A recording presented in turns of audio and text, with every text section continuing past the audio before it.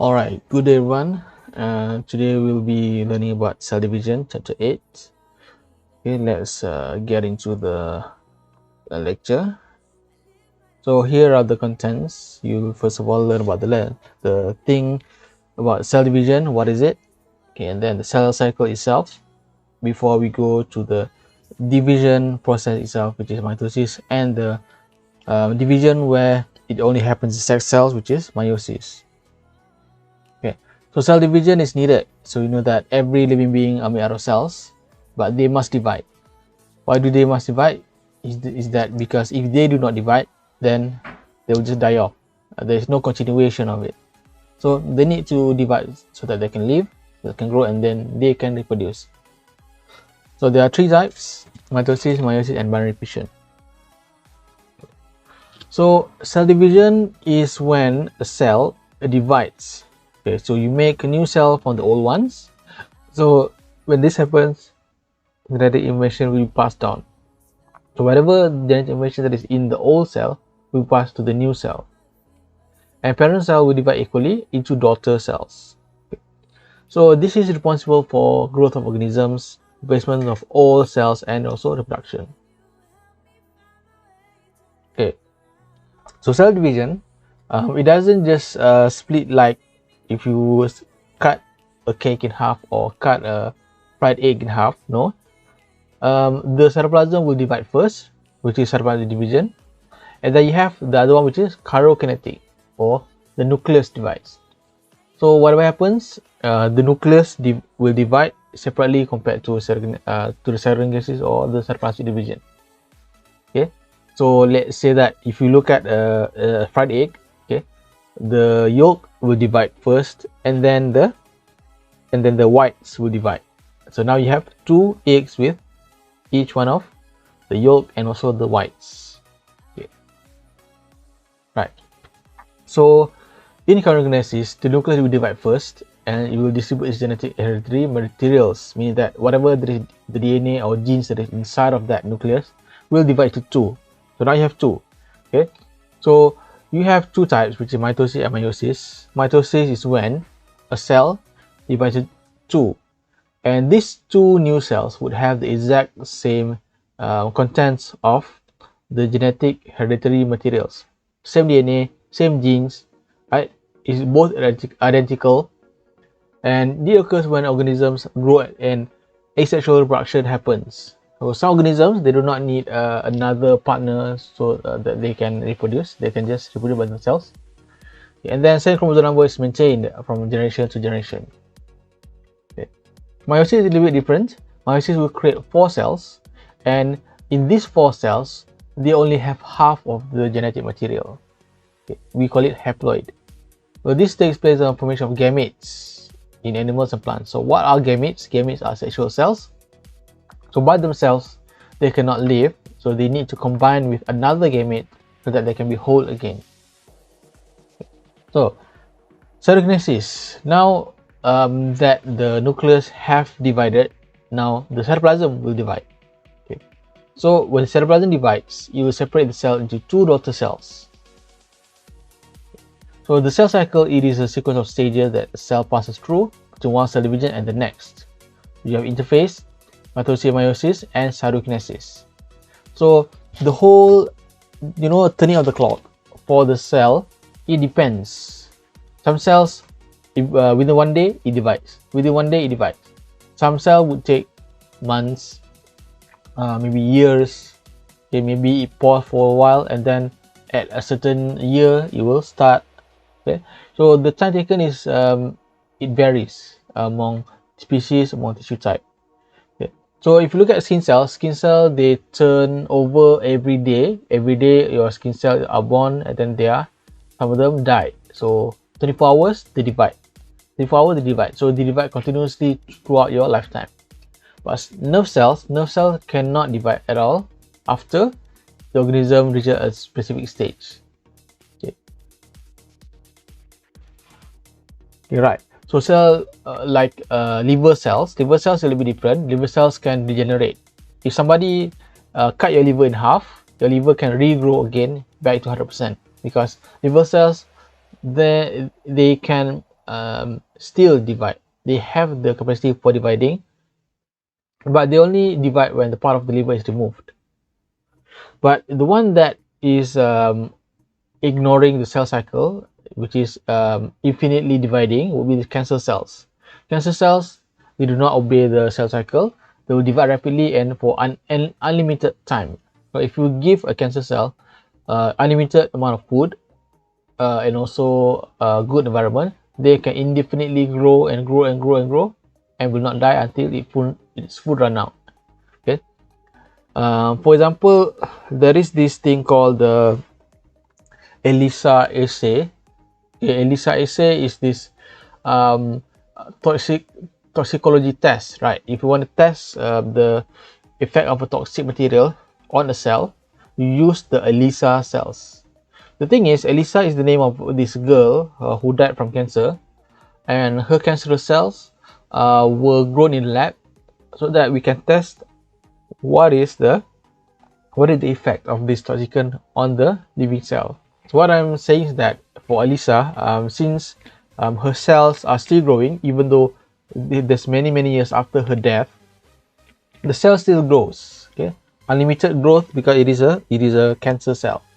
So due to that, you can say that she's immortal. Okay, her cell still lives. So other than that, environmental factors such as change in temperature and pH, decline nutrient level, these can change the speed of cell cycle. Okay? They can even lower the cell division rates. Okay. Interphase, which is the first stage, it is continuous. It is part of the continuous stage of cell cycle. Okay. Interphase will be the phase between each division. It's like the resting phase. So the cell will just go into this stage before entering mitosis. At this point, they will prepare, duplicate the genetic material, synthesize RNA, proteins, copy its organelles, cytoplasm, and grow in size. Okay, so because they wanna make sure that they're ready for the division. Enough protein, enough DNA, size is big enough. So this is the longest stage of the cell cycle, which is like 90% of the whole cycle. Next, the G1 phase, or the gap 1, or maybe first gap, if you want to call it. During this gap 1 phase, there will be increased metabolic cellular activities which take place prior to DNA synthesis. So before the DNA is made, they will increase the output of energy. Okay. So they will do a lot of processes so that they can create a lot of DNA, RNA, and proteins, and they will also grow their cell components like organelles and increase in size in preparation for cell division. Next will be the S phase.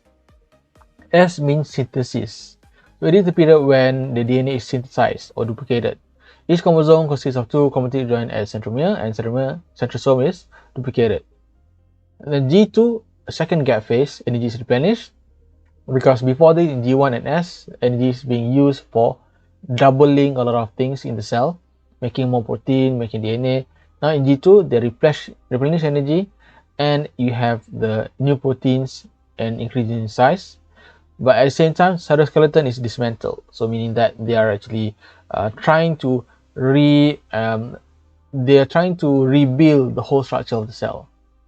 So if this is a cell cycle for a cell, that we can say, okay, if the cell has a 24-hour cell cycle, G1 will be taking 10 hours, S will be taking 8 hours, G2 will take 4, and mitosis will only take 2 hours. So out of the 24 hours, most of the time is spent in the G1 phase. Okay, so progress around the cell cycle is one way, so there are checkpoints to ensure one phase does not commence until the previous phase is completed. So for G1, S, G2, and M, it is all one way. It doesn't go from G1 to S and then from S to G1 again. So it doesn't go like that. It just goes from G1 all the way to M. It will not go or continue to the next stage until the conditions are reached. Yes, failure meaning that it will not go to the next stage. Other than that, it will just go to cell arrest, meaning that the growth will stop, or they will kill themselves, which is apoptosis. Apoptosis is like cell aborting everything. So okay, it will stop and then it will just cell destruct. Okay, apoptosis is actually the cell destruction of the cell. Okay, next we move to the cell division itself, mitosis. So in here, chromosomes are divided into halves. So let's say that you have 46 chromosomes. Okay, both cells would also have 46 chromosomes. You have two new cells with the same number of chromosomes. Okay, each daughter cell will receive a copy of the original DNA, and then you have 4 stages: prophase, metaphase, anaphase, and telophase. We can call it PMET. So it is followed by cytokinesis, which is cytoplasm of original cell will separate into daughter cells. Next is prophase. Prophase is when it is before the metaphase. So it is the first stage. Okay, prophase.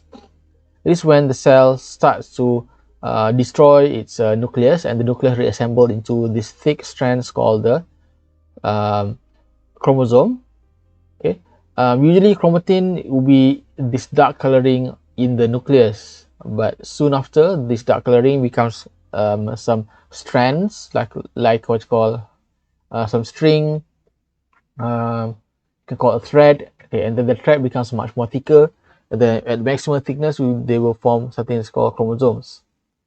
Okay, so each chromosome would have 2 identical chromatids, which is sister chromatids, joined at the centromere. Okay. So in prophase also, the nucleolus disappear and mitotic spindle will begin to form. So as you can see, mitotic spindle begins to form. And then you have centrosome. They move apart to opposite poles of cell. So centrosome is this whole area like this. You can see this these two things right here. This is centromere. The whole area is called centrosome. These two things are called centromere. Okay, and then in the late prophase, chromosome has become more condensed. Okay. And then the nuclear envelope will break down, meaning that there will be no more boundaries between the nucleus and the cell. And now chromosomes are free to interact with the new spindle fibers. Okay, spindle fiber which come from the centrosome.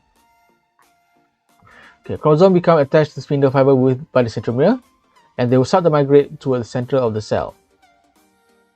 Okay, so in metaphase, centrosome will reach the center of the cell, and they will line up. Okay, metaphase. Okay, remember meta start with M, middle start with M, so they will assemble in the middle of the cell. Okay. So they will assemble in the middle of the cell, and mitotic spindle will extend between them. So here, this area where they are lining up is called the equatorial plate or metaphase plate. Okay, it is where all of the chromosomes will line up. Okay. And during anaphase, the sister chromatids will be separated. They will split. So as you can see here in this metaphase, it looks like an X, but here the middle of the X will be split in half, and only one sister chromatid will move to each one of these centrosomes. Okay, so after the separation, each is considered as full chromosome, which is daughter chromosomes. So this middle fiber will shorten and contract, which will cause this sister chromatid to be pulled through to this pole. Okay, half will be pulled to the left side, and the half will be pulled to the right side. So now we move to telophase. At telophase, it's kind of like undoing the prophase. So the chromosome will start to turn back into the chromatin, which is the threads. Nucleolus will try to reform again. Okay, and then the membrane will also be reforming. And then this centrosome will disappear. And then what will happen is that the whole cell, which is the cytoplasm, will also divide into 2. So it's called cytokinesis. So in cytokinesis, the whole cytoplasm will divide into 2 to make 2 cells. So the thing that we learn in mitosis, right, the PMAT, prophase, metaphase, anaphase, telophase, that just involves the nucleus. But cytoplasm, it is separate. Cytoplasm division, which is cytokinesis, happens after the PMAT. Okay. So in animal cells, the cytokinesis or division of the cytoplasm involves the contractile ring, to form the cleavage furrow. So in between the two cells, there will be an indentation in the plasma membrane, and the indentation becomes much more deeper and deeper and deeper, all the way until it splits in the middle. Okay, so when it splits in the middle, it becomes two cells. Okay. As you can see, here is the cytoplasmic cleavage. Okay, as you can see in A, there's a little bit of like division, but not the whole cell is divided. And then part of it in B are twisting towards the other direction. Same with C, and then D, there's more twisting, and E, now you can see a boundary between the two cells. Okay. So cleavage furrow look like this. Okay. The cell membrane starts to curl and fold inwards to form two cells from the single cell. Okay. So in plant cells, it's a bit different.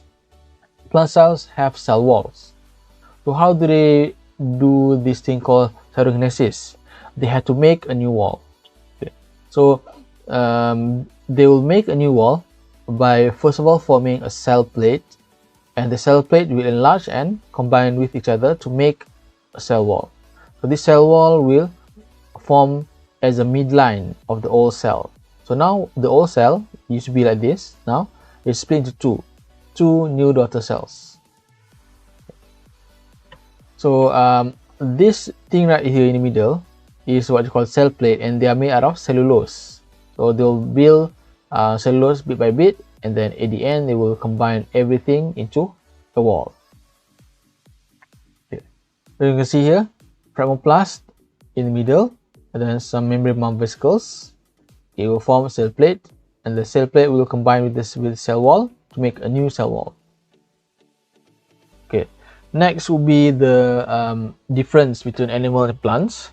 So animal cells and plant cells, we can say that there are some differences. For example, spindle fiber do form in animal cells with centrioles, but plant cells, they just form without any centrioles. Cytokinesis for animal cells involve the cleavage furrow. Plant cells do not have cleavage furrow, they just make a new wall, okay, which is a cell plate. Animal cells happen throughout the body, mostly because nerve cells do not have this. But plant cells, they only happen in two places, which is the root tip and also the shoot tip, which is what we call the meristem tissues. So mitosis is very important for growth, okay, because to grow you need to increase your cells. Okay. Organs also, sometimes they get old, sometimes they get injured, so we need to use mitosis to repair whatever was that's lost. Okay. And then lastly, asexual reproduction. So some animals or some organisms, they do not need each other to breed, they can just breed by themselves. So asexual reproduction will create a new individual from the old one. The parent cell will create a new daughter cell, which is identical to the parent. Other than that, between the parent and offspring, there is a genetic stability, meaning that they do not lose any genetic material because all of them are preserved. The genetic material that is obtained by the daughter cell, it is the same as the parent cell. So it is maintained in all cells in generation to generation. Other than that, some animals have mitosis as a means of regeneration. They can regenerate lost or damaged body parts by producing new cells. Okay, so for geckos, for lizards, if you cut their tails off, okay, their tails can just move around, okay, as a distraction to the predator. But after that, their tails can regrow again. Okay. Other than that, the skink, okay, and also the salamander, they can regrow any part of the body. If you cut their legs, they can regrow the legs. Okay. What about humans? Humans can only regenerate the fingernails and sometimes the hair. Okay. But for older men, usually no. But for hair, right? Usually we cut it and then it still grows. For fingernails, you cut the fingernail, it still grows. Okay, it grows again and again and again. So you have to cut your nails every week. So for humans, we have that, and also our liver. Our liver can lose up to 80% of its mass, but still can regrow it back. Okay. Now we move to meiosis. So meiosis is the process of nuclear division, where the chromosome is halved. So from 46 chromosomes, you might get 23. Okay, if an animal has 10 chromosomes, if they do meiosis, they have 5 only. Okay. So for animals, meiosis happens during spermatogenesis, to make sperm, and also oogenesis, which is to make an ovum. Plants, kind of the same thing, but they call it a little bit different. For the ovary of the plant, okay, they will form ova. Usually this ova is a big cell, so they are called megasporogenesis. Megaspore. Okay. But for the male cells of the plant, they are smaller, so they're called microsporogenesis. Okay, so in meiosis, the division happens twice. So remember that in mitosis you have PMAT, okay, and then you get 2 cells. Meiosis, you have PMAT1, P1M, 1A, 1T1, you get 2 cells, and then P2M, 2A, 2T2. Now you have 4 cells. So it's 2 divisions to get 4 cells.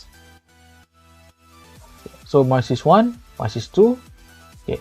Meiosis 1 will reduce the chromosome by half, and meiosis 2 will divide all of these cells from 2 to 4. So now you have 4 haploid cells. So what does it mean by haploid? Haploid means that the amount of chromosomes is half compared to the original. Okay. So what do they have to do to make it whole again? So each one of these gametes must meet another gamete so that they can combine their chromosomes to unite to make a diploid organism again. So this diploid organism is called a zygote. So you have metaphase 1, okay, first of all you have prophase 1, P, and then M, metaphase, and AT, PMAT, right? So here you have 2 blue and 2 red chromosomes. Okay, so the thing is, meiosis actually allows for variation to happen. Okay, so you might have a cell with both blue, both red, or maybe 1 red, 1 blue, 1 red, 1 blue, right? Okay. So if we want to compare with mitosis, mitosis would not have variation, but meiosis will create variation, because you can see that there are 4 cells, right? 2 blue, 2 red. So if they are halved, they can actually get any of these combinations. Okay. So much more variety compared to mitosis. And so in humans, the man have testes, the woman have ovary, okay, and every one of them will form meiosis. Okay, man will create 4 sperm, woman will create we have 4 cells, but 3 cells become polar body, 1 will become the ovum. So sperm will meet ovum, and their genetic material will combine and merge in the middle to make a zygote, which now have both of their chromosomes together. So now this zygote will develop into a baby, and then a human. Alright, so prophase 1. Okay, prophase 1 is the longest phase. 90% of mitotic division is in here. So it is kind of the same as the mitosis one. So nucleolus disappear, nuclear envelope fragments, centrosome migrate away from each other. Okay, there was one will go one side, one will go to the other side. So kind of like a goalkeeper, right? And then you have a chromatin, they will condense, and then homologous chromosome, they will pair. Okay, so this thing right here is not found in the mitosis. Okay, so the thing is, in this pairing, there are 2 chromosomes which are exactly similar looking. They will move towards each other, they will pair up. Okay, so when they pair up, they will form this thing called bivalence. Okay, so when they pair up together as a bivalent, they can swap or they can do crossover. They can exchange their genetic material So now the chromosome would be shuffled. Okay, as you can see here, so you have two chromosomes which are of the same size and same shape.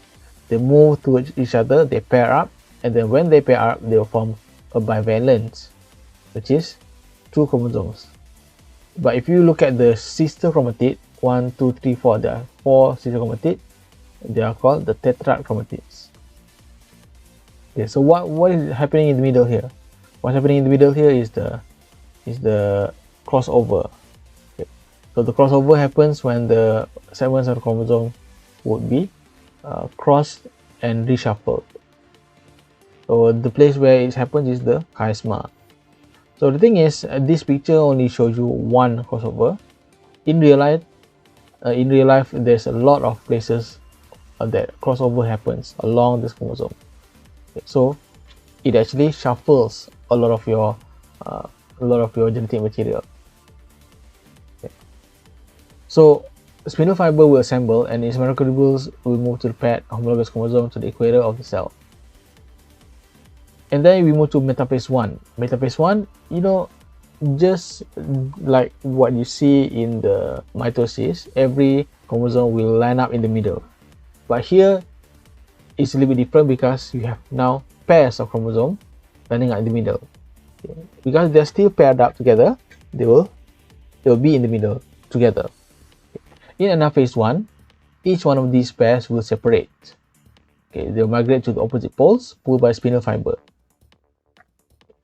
At this point, centromere does not separate at all.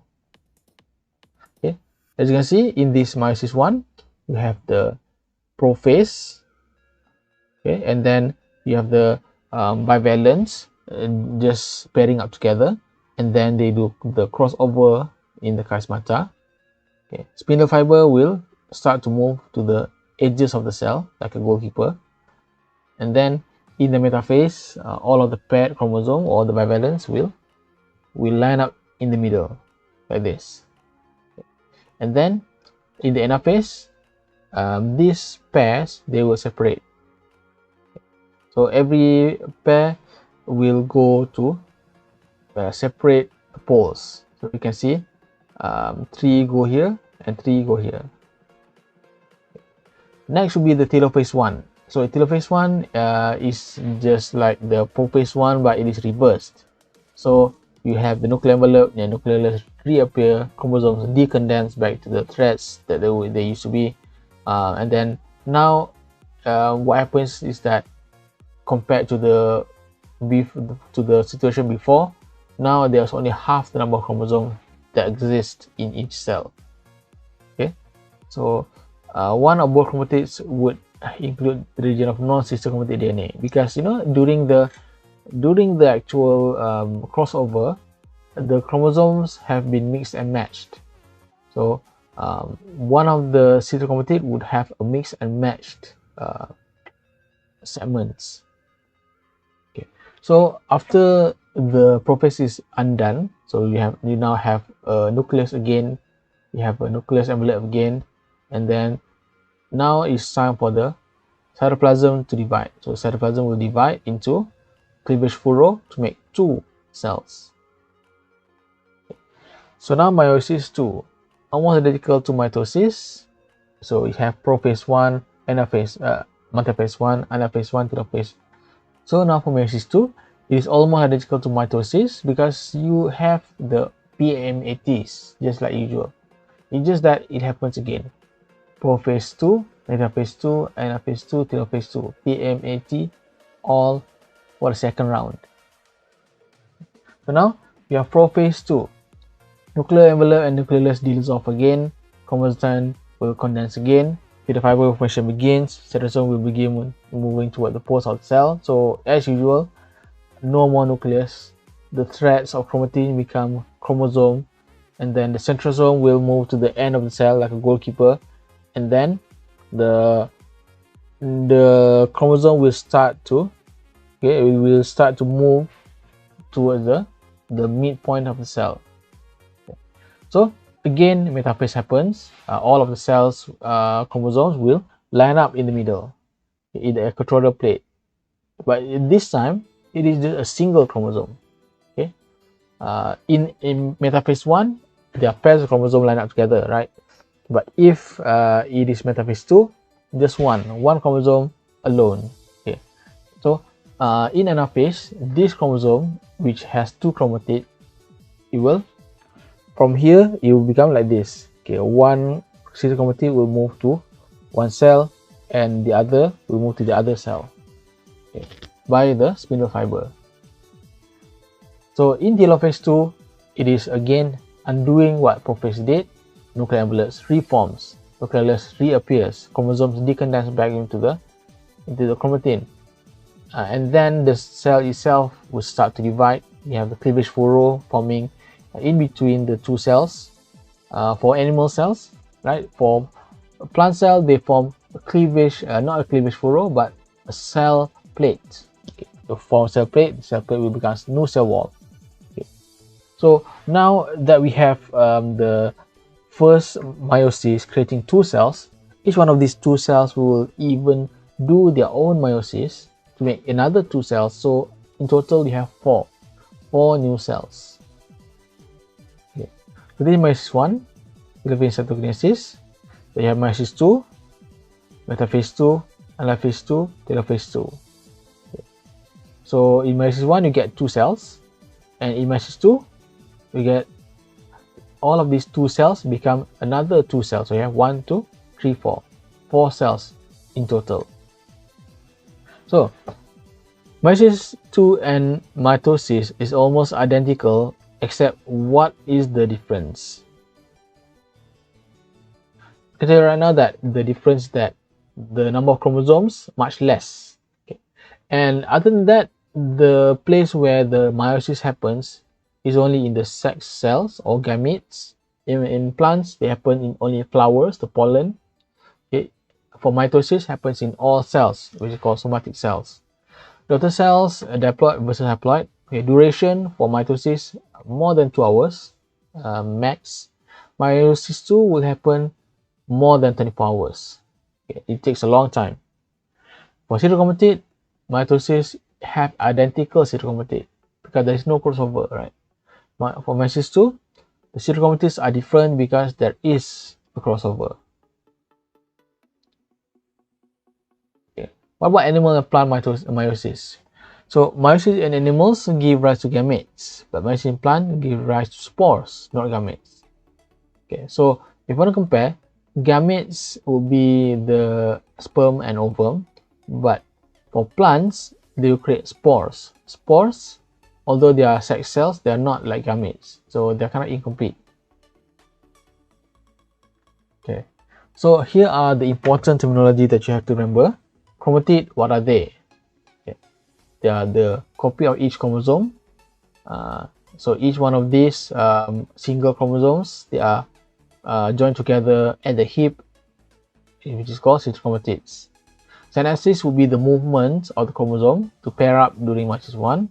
Bivalent is what you call them when they are paired up. When the chromosomes have been paired up, you call them a bivalent. It's like calling somebody a couple. Okay, you have one person and another person. So in this case, one chromosome, another chromosome, you call them a bivalent. Okay, so tetrad is a 4 homologous chromatid put together. So remember that in one chromosome for meiosis 1, one chromosome has 2 chromatids. Okay, so when you have a bivalent, which is 2 chromosomes, how many chromatids are there? 1, 2, 3, 4. So 4 homologous chromatids, they are called tetrads. And then you have chiasma. Chiasma is a special structure formed during crossing over. Okay, so when the chromosome cross over, the area where they cross over is called the chiasma. Crossing over with genetic material being exchanged by the 2 chromosomes, non-sister chromatids, or paired up. Centromere will be the place where the spindle fiber comes from, and then centromere is a region in the chromosome where sister chromatids are joined together at the hip. Okay, gamete, it is a sex cell like sperm or egg. Zygote, it is the first diploid cell after fertilization.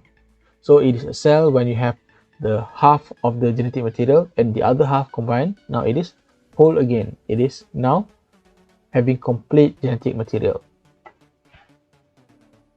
So why is meiosis important? So that you have gametes for sexual reproduction and to maintain the diploid chromosome number of across generations, because for meiosis it is half and half. Okay. Now you have those halves combining together, you have the whole number of chromosomes again. If you just do it by mitosis, okay, if all of the sex cell do mitosis, means that you have 46 chromosome plus 46, and then what will happen? The child will have 92 chromosomes, okay, which is 4 times as much. And that person with 92 chromosomes, okay, they create a gamete with, if let's say that they cannot do mitosis, so they also have a gamete with 92 chromosomes. Meet another person with 46 chromosome, how many? Already 100 up. So to make sure that this doesn't happen during the combination of the gamete, so each gamete will have only half of the chromosomes. Okay. Other than that, during prophase, you remember that there is something that's called crossover. So in crossover, they will have a lot of variation. Okay, so comparison, mitosis and meiosis, you can see that in the parent cell, okay, in prophase of mitosis, you have duplicated chromosome, which is 2 sister chromatids. But in meiosis, in prophase 1, you have the pair bivalent, and then they will also have a chiasma or a side of crossing over. The crossing over happens. In metaphase 1 for mitosis, what will be on the metaphase plate? You have chromosomes. So just 2 chromatids join at the hip. What about metaphase 1 in meiosis? You have tetrads inside. So paired chromosomes pairing up together in the middle. Okay. So now we move to the anaphase stage. In anaphase, what separates? Okay. For mitosis, what separates will be sister chromatids. But in meiosis, the one separating in anaphase 1 will be the homologous chromosomes. But in meiosis 2, it is the sister chromatids, which is similar to the mitosis. Okay, so in the somatic cells, you have 2 daughter cells for mitosis. In meiosis, you have 4. Okay. What about chromosome number? Mitosis would have 2 or diploid. But for meiosis, all of the chromosomes are halved. So meiosis have how many S phase for cell division? 1, but there are 2 divisions. But for mitosis, we only have 1 S phase, but only 1 division. Okay, mitosis doesn't have pairing, but meiosis have pairing for synapses. Mitosis doesn't have any crossover. Meiosis have crossover. Okay. Centromere divide at anaphase. Okay, this is for mitosis, but for meiosis, centromere do not divide at anaphase 1, but it does at anaphase 2. Okay, so mitosis is what we call a conservative process. So it conserves the original number of chromosomes. If the chromosomes are 46, then mitosis will create a daughter cell with 46 chromosomes. Meiosis is much more reductive. Okay, it means that parent cell with 46 chromosomes will create the daughter cell with 23 chromosomes only, but it promotes variation among products of meiosis. Okay, that's all for today. Thank you.